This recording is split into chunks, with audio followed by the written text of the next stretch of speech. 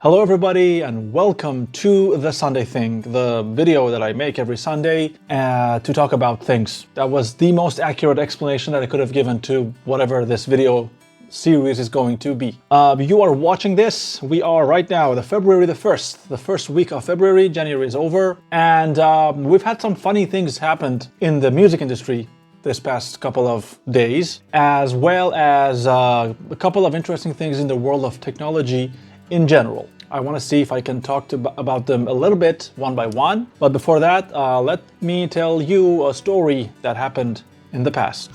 So I recently watched this amazing Netflix animation called K-pop Demon Hunters. And it was really good. Like the animations, everything was perfect. But the thing that stood out to me, as you probably can maybe guess, was the music. The music of it was magnificent. It's really, really good.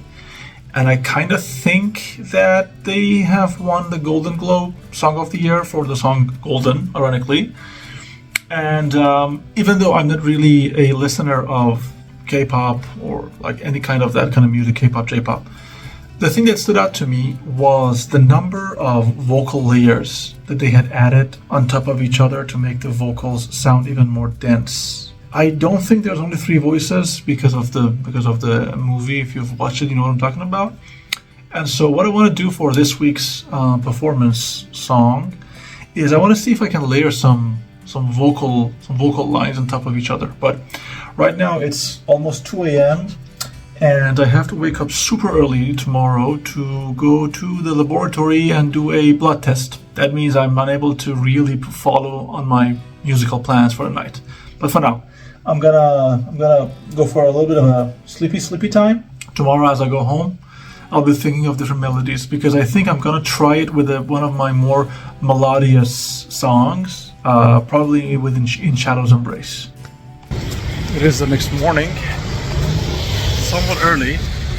The city is very slowly waking up and I'm on my way to the laboratory. But getting back at the point, it's also an early morning in late January in the city of Strasbourg, and that means at any given point there's something falling from the sky: rain, snow, hail, a wintry mix, whatever. It's not annoying so far, so I can continue filming. As I was saying with the song Golden from the K-pop Demon Hunters, it isn't just that there's a ton of layered vocals on top of each other. It is also the intervals, like the relationship between the notes. To me, that was really interesting because, well, when you're writing a song, it's either going to have, it is going to have a melody, a groove, a rhythm, or some kind of a variation of these things: melody, harmony, groove, melody, harmony, rhythm. You know, the names are different. The whole point is that they're not, I don't want to say there are specific rules, but there are specific standards, maybe is a good word, or guidelines that it's a good idea to understand, at least if you don't want to respect them. But this song, Golden, when it comes to the vocal melody of it, doesn't really care that much about the types of guidelines, you know, that is respecting. That was a very poorly constructed sentence. The point I'm trying to make is that it seems they are not like the people who made that song, or the person. They had this thought in their minds and they said, you know what? Does it follow all of the music standards? No. Do I care? Probably not. And that made me very happy because it's very rare that I listen music outside of my circle and I actually get completely magnetically attracted to it. Now, working on this videos, like on this weekly videos performance song, every week is a fun challenge for me because I try to limit myself as much as possible. Like I always introduce certain limitations to myself in a way that I focus on the end goal more than anything else in the world. So with that in mind, I filmed the entire mixing process of the song that you're going to hear at the end of this video and I put it, and there's a video about it right now. You can watch the video like here. I think it will be an interesting watch. I think. I'm very happy of the way it turned out. I'm sorry about the audio thing about it. I'm routing my interface through a secondary interface to record the audio, and I forgot to balance the left and right channels. That's why the audio is a little funky, but I think it was a nice practice. Now, moving on to something really interesting that I talked about a few weeks ago. Spotify, if you remember, 99.6% of the entire Spotify archive got scraped off the internet, and some, I don't know, pirates, activists, whatever, they put everything on a website, I believe, Anna's Library. I could be wrong. You're gonna, like, this is the website. And Spotify, to nobody's surprise, obviously, is suing this website because Spotify believes that they are in possession of essentially stolen property. Obviously, the files that exist there, the files themselves, I believe, belong to Spotify. So yes, they are in possession of stolen goods. But that's not the funny part for me. The funny part for me was that when you hear a company like a mega corporation suing another mega corporation, you think, all right, it's gonna be $1 million, $2 million, $1 billion, like big, crazy, right? However, based on this article here, apparently each song that Spotify believes that the library, Anna's Library, whatever website, should pay Spotify around $150-something thousand per song, and in total, it creates like 13, I think, if I'm not wrong, $13 trillion. Billion has 9 zeros, so trillion is 12. So it's 13 with 12 zeros in front of it.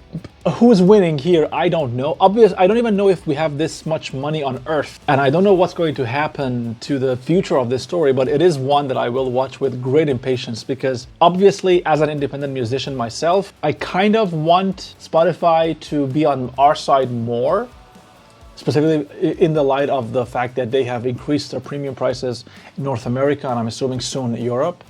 But it is like, somebody is trying to play Robin Hood, and we as the peasants, we aren't being fed, right? Like nobody is having our backs. And I think right now the solution, if we look at this as a problem, would be to just go back to buying physical media and listening to physical media old school. And also artists should probably put more songs on CDs or on vinyl so that the asking price would probably be worth it with today's standards. I don't know. It's just been something on my mind that's been really interesting to watch unfold. Now, the other interesting piece of news that I heard was a few days ago, by the time you're watching this video, because I filmed these videos a little earlier than the release date.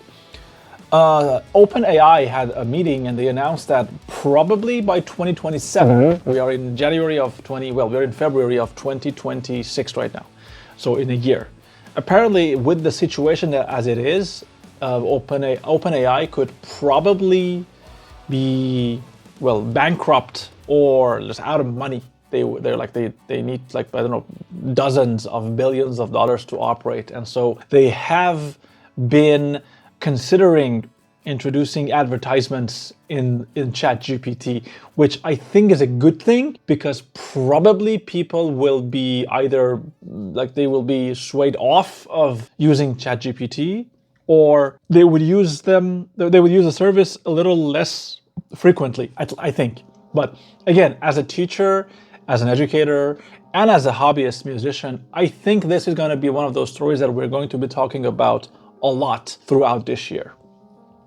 And the third piece of news that I found a little disturbing, but not completely out of left field, was a company by the name of Native Instruments. The people who are not in the music industry may not know these people. They are looking at preliminary insolvency, which is a big fat word, meaning that they're running out of money and they're probably going to be bankrupt and dissolved into smaller companies. Native Instrument, the company, I believe is a German company, and they own a ton of music production software and hardware. Like the recent MIDI controller that I have bought is from Native Instrument. And so if they actually do go bankrupt, which I hope doesn't happen, I don't know what happens with the software and the hardware that we're using, because what if something happens and we need updates, we need help, we need support.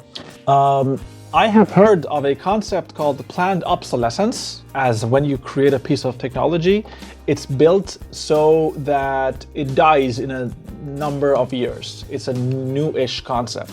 They are planning a piece of technology to be obsolete. But this is some kind of a, I don't know, consequential obsolescence, if you could call it that. I will look into this more, and I think I'm gonna make a dedicated video about all of these three concepts that we talked about in the following weeks. Now, for the week that's going to begin tomorrow, what are my plans? What's going to happen? Obviously, I am a university teacher, and the first week of February is the first week of our second semester, which means I'm going back to classes, teaching and everything. And this semester, I have some really interesting classes.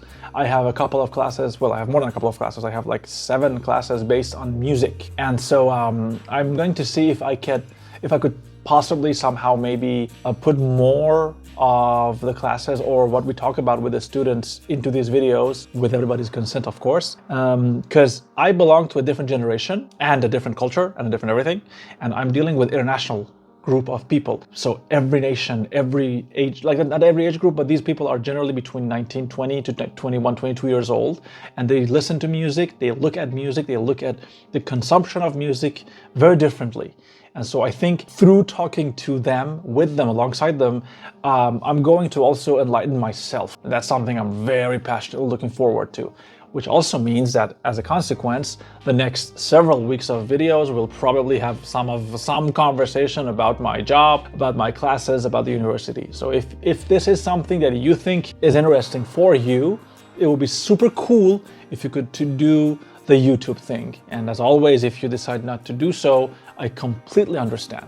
Thank you so much for watching this video. I hope it was interesting. In a few seconds, in less than a minute, you're going to be listening to a new-ish version of In Shadow's Embrace. You can listen to the studio version of this song everywhere. I'll put it in a link in the description box below. The song is called In Shadow's Embrace. I think I've just said it twice. And it's one of my best songs that I've ever made, written, sang, and everything.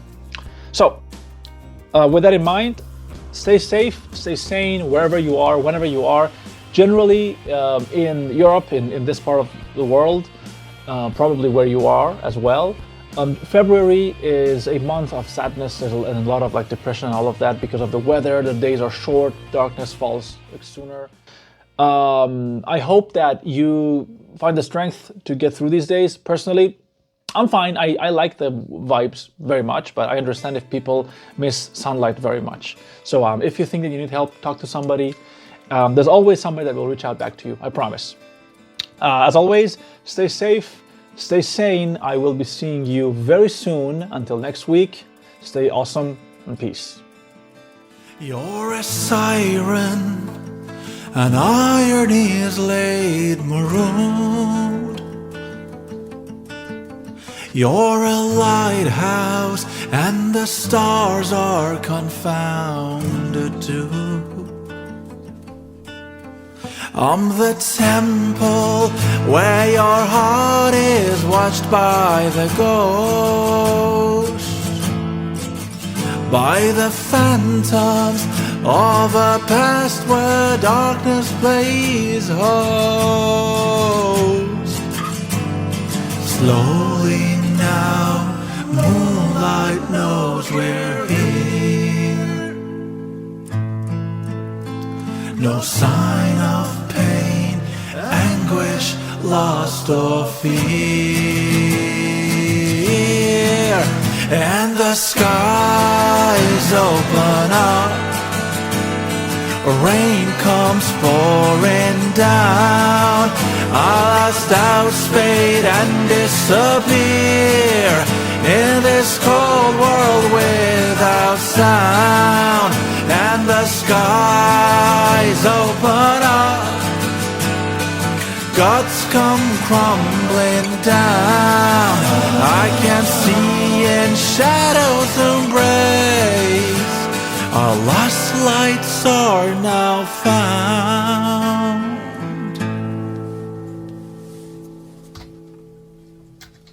Honestly, not bad.